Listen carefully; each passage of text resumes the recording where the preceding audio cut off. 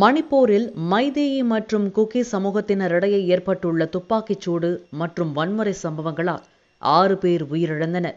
இதையடுத்து பதற்றம் நிறைந்த பகுதிகளில் கூடுதல் போலீசார் பணியில் அமர்த்தப்பட்டுள்ளனர். குக்கி சமூகத்தைச் சேர்ந்த போராளிகள் ட்ரோன்கள் மூலம் வெடிபொருட்களை வீசி தாக்குதல் நடத்தியதாக போலீசார் தெரிவித்தனர்.